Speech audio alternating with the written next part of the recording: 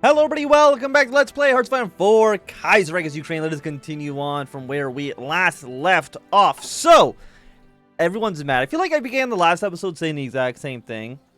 But people aren't happy. People aren't happy. There's still some civil strife. We've passed the bare minimum of laws in order for us to kind of deal with Black Monday. But hasn't really resolved kind of anything in the long run. Aside from that, we can deploy some units. So, I mean, I see no reason really not to just get that done. Close all of these bad boys. Excellent. So what are we missing? It's mostly, hey, the revolution's here. The fires of revolution. The discontent and misery has finally reached the breaking point. The hetman's response to the brutality and indifference, it is clear that he must be overthrown for the situation to improve. In a night of violence and chaos, armed VDR militias attack government buildings and military barracks, killing local politicians and freeing their imprisoned comrades. The director of the Ukrainian People's Republic has been declared by Simon Petura and other VDR leaders of the ravine, and they have demanded that the hetman abdicate, allow free democratic elections, and redistribute land to the farmers. To support these demands, the VDR has started to organize the Ukrainian People's Army, which is rapidly taking control over the western countryside. Local peasant militias have joined in. Spreading like wildfire, the revolution is rapidly gathering support from all across the country. Zoropensky has announced that the election will be delayed until the situation has stabilized. So you'll play as the VDR's forces. The left-wing paths of Ukraine are generally more mechanically complex and recommended for more experienced players. Ukraine gets the Flames Rebellion, Anti-Hetman Revolt. Cannot send volunteers, cannot train units, expand unit, or edit templates. Activates looming Reichsback intervention and the Odessa uprising. Okay, Flames of Revolution, let's freaking go. These divisions, I guess you just go deploy to red, that's fine. Aside from that, ignore you. So you have 29 command power. Strength of the pro-hetman force currently at 75. It's 90 days until you activate. Odessa uprising in 24 days. International aid. So this is going to get more support from the syndicalists, which I kind of don't want to do, because again, we want to go liberal and not socialist on this. So I don't think we want to has not completely focused distance from syndicalism. I do want to distance myself from syndicalism. I will do a recruitment campaign for 40 political power. So the revolt, where the hell is that in the tree? It's over here. Okay. Do I want to just cancel you or let this finish? I'm going to cancel it. I know we waste some days, but that's okay. So we then want to do the Dream of 1917. Just be done in 4 days. Command power goes by 15%. Authoritarian democracy goes down by 0.1. 40 political power is nice for us. And again, we want to do the Peasants Militia. We do not want to go for the Revolutionary Guards, I'm assuming.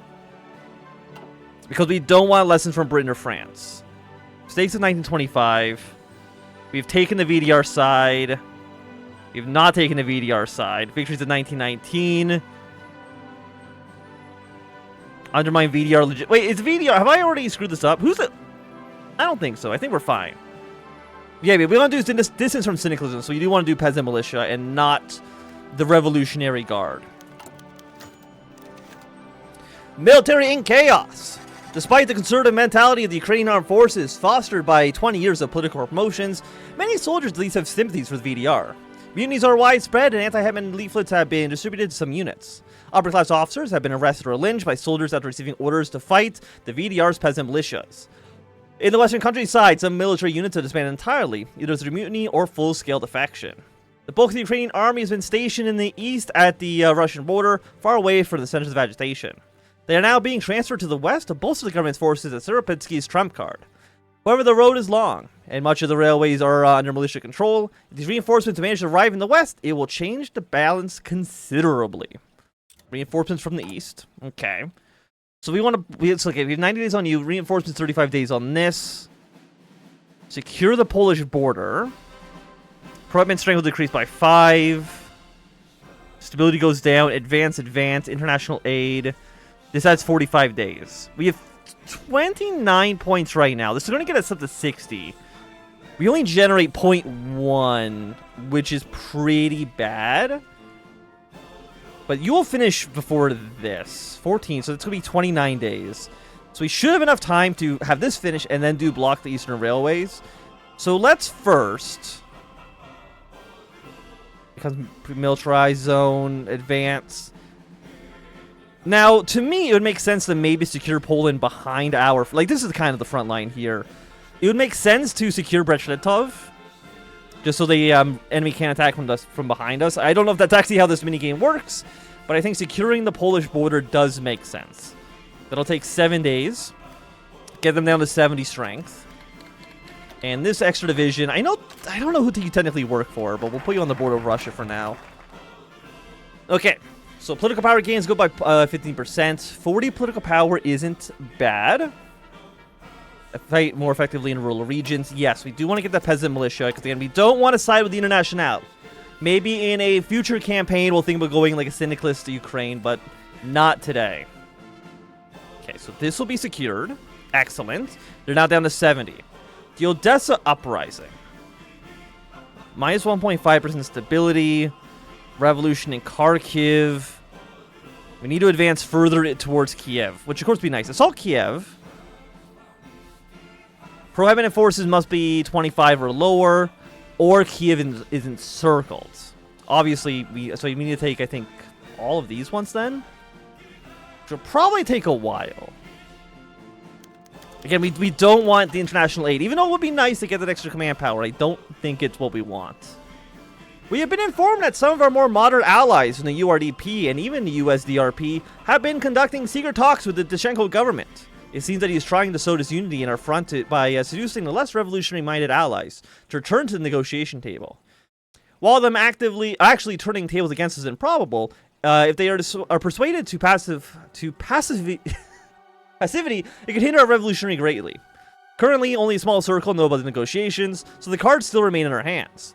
We can either publicly reveal what has happened and thoroughly discredit these traitors, which might be very dangerous to them, but serve as an example to anybody else, or we could keep this under the table and privately reassure these would-be traitors and do our best to win them over. I think we want to keep the matter secret for now. We'll reduce the power of the Hetman ever so slightly. It's 4 days. I mean, we don't want... That's a 15-point swing, which is not great. Doing Reichspaks. We have 105 days until you're ready to go. We want to block Eastern Railroads. And then I think we want to strike... Is there any reason not to attack both at the same time? I don't think so. We're going to be losing the stability no matter what. So let's push our way through. Let's do another recruitment campaign. Militia is going to finish up. Does that actually make this cheaper then? I think a little bit when we advance into more rural regions, but for now we're fine. This is from Syndicalism.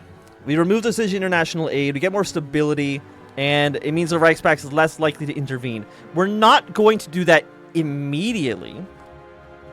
I mean, the stability would still be nice, but I think we'll wait at least a little bit of time on that. Ukrainian People's Army, more war support, more command power. Okay, I think this works. And the revolution in Odessa is going to happen in 3 days. Is that just going to give it to us? I'm not too sure. It would be nice. Okay, France is at war in their colonies. Okay, 0 days. The Odessa Commune. Odessa, the second largest city in Ukraine, has already been paralyzed by the dock worker strikes for weeks. The strikers have erected barricades at center roads, and the Borobish organized guards have essentially fortified the port of Odessa, and were in intense negotiation with the city officials loyal to the Kiev. When the news of open rebellion in the north arrived in the city, all hell broke loose. The Borobish won an immediate revolution, total seizure of the city. Their more moderate allies still believed that the hetman would give up to the pressure. This changed when the mutiny broke out on board the destroyer Berestia, which promptly opened fire on army checkpoints erected around the harbor. Only hours later, the Borobish have seized control of much of the city's infrastructure, such as the radio station and the northern routes of the city. The northern commune of Odessa has declared, by the local leader of the uprising, Alexander Kaminsky, in the gray area between not being officially aligned with the VDR, but fighting against the hetman's forces regardless. So we're getting more support for socialist. Odessa becomes demilitarized, which allows us to maybe push a little bit out of there, which is nice for us for sure. So they're now down to 40. So we're already down to 40. Like, we're very, very close to being able to just push into Kiev. Actually, we're at 40. Is it lower than 25? 25 or lower. So if I'm not mistaken, if we just do a strong message, we can just take Kiev. And if that's the case, is that just going to win us the war? We have 49 days until this happens. Assault Kiev, 18 days. Gates of Kiev. I think we can just win. Like, immediately. Because, like, once you... In 8 days when this happens, we should be able to push our way through. Volunteers from White Ruthenia. And they are Social Democrat right now.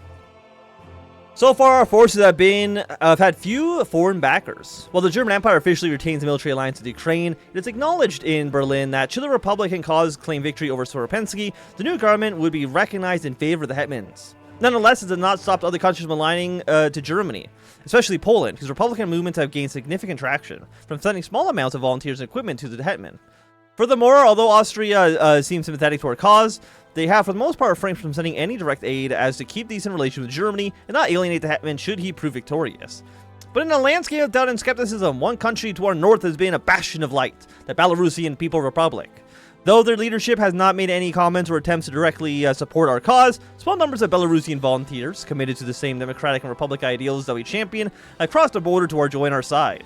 The government in Minsk has seemingly let these volunteers cross almost unnoticed, while forces from other Reichspark countries have been monitored and restricted due to military alliance with the hetman's government.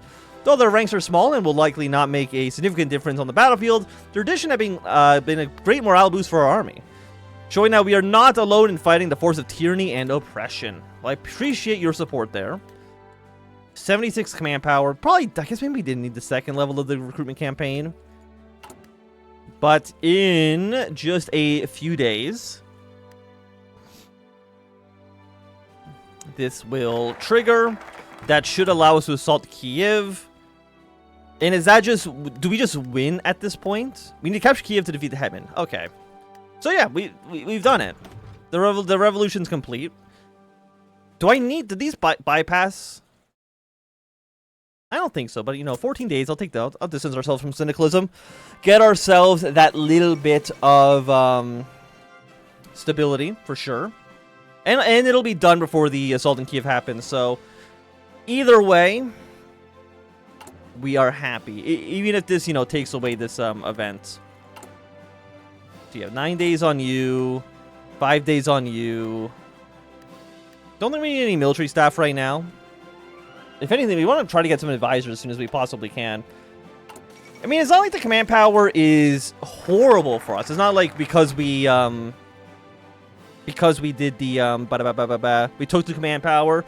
It's not like it's wasted if we win like in 3 days. It just we could have used it better somewhere else is what I'm trying to get at. 42 days, 42 days, 35, 35. Thing is, we're more likely to use cavalry. Movement plus 15%, breakthrough and reconnaissance. So you improve our recons. But you know what, let's try to do the railway again. I think it makes sense. The gates of Kiev. The People's Army is at the gates of the capital. Kiev has been under martial law for weeks now, and strikes have been there have been suppressed bloodily. Many of the rebels early in the uprising fled the city, but now have been linked up with the First Corps of the People's Army, commanded by Alexander Udovchenko, with a bold plan to seize the capital and capture the hetman, ending the revolution before foreign reactionary powers can act.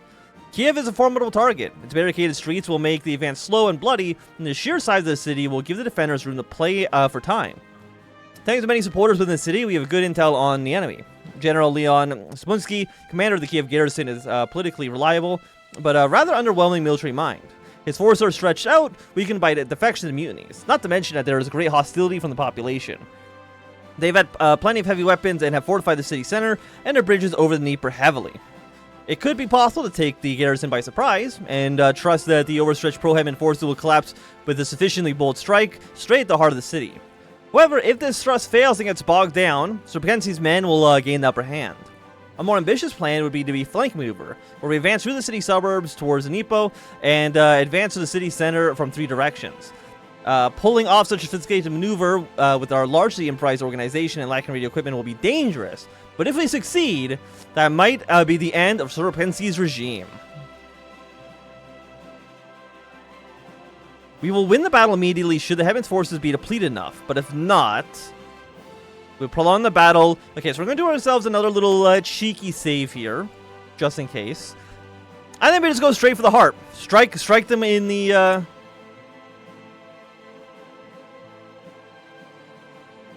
Does it mean that it failed? Because it's,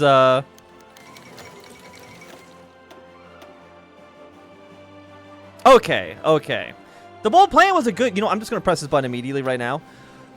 The bold plan was a good attempt. Our forces managed to penetrate deep in the city with the cover of darkness, and superior local numbers break through the British Avenue's barricades. Yet the enemy reserves are faster and more numerous than we expected, and these all got bogged down on most fronts. Faced with a choice between engaging in battle of attrition or without proper artillery support, and retreating, the general of our forces, Alexander Olenko, chose to preserve our mobility and pulled from the city. Catastrophe is averted, but our losses have been significant.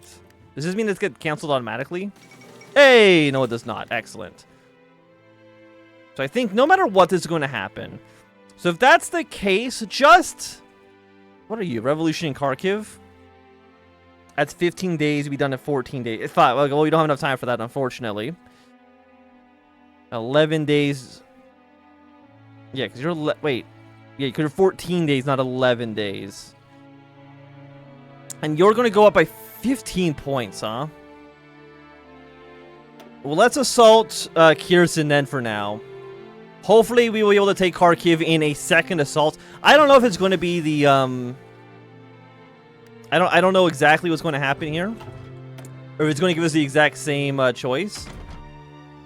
What do we want? You know what? It's not even 37 yet, huh? Let's go 37 construction speed.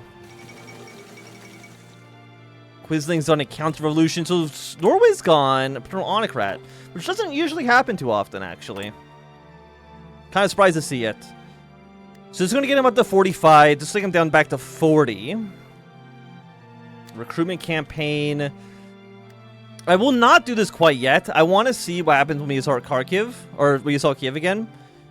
Whether or not we will just succeed or not. I mean, it would be nice for us. We have 90 days until the Reichspakt gets involved. Our scouts in this eastern side of the Dnieper locate a large concentration of loyalist forces, marching towards Kerensky. Taken from the eastern border, these divisions are the main part of Serpenski's loyalists, and have finally managed to start their counterattack, even though our guerrilla campaign slowed them down. And pamphlets dropped on the region, this so-called Kerensky's counteroffensive is a promise to crush rebel force and return stability in order to the country. We have some units in the area, especially Cherkasy, but our local commanders are unsure what to do. They're greatly outnumbered and outgunned, and many are suggesting a retreat and focus on waging guerrilla war rather than risking our interior forces in open battle. However, another plan is proposed by a certain young captain who argued that concentrating our forces in the town of Karniv, one of the best bridges over the Dnieper, would both force them and force attack us over the river, but also threaten to flank if they decide to cross the river from somewhere else. Let's defend the crossing. We will do another assault in Kiev.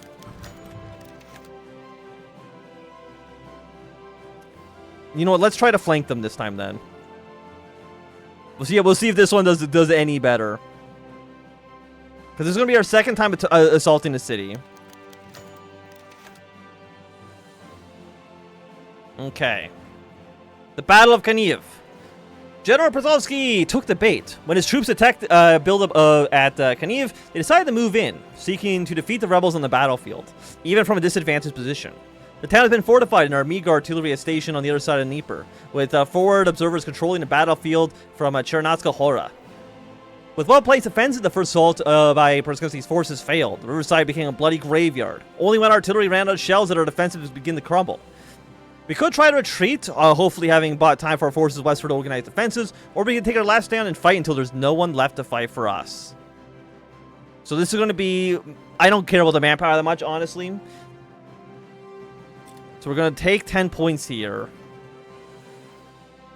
The Dnieper has reached the north of Virshud, which is only lightly defended. In the south, our forces attempt to take the undermanned fortress of Liahora by surprise. Let us stick to the plan and reinforce them. But I will say, at least for right now, this will be a good time for us to end this episode. So if you enjoyed, thumbs up. Not enjoyed, click some down. You want to see more, subscribe, and goodbye.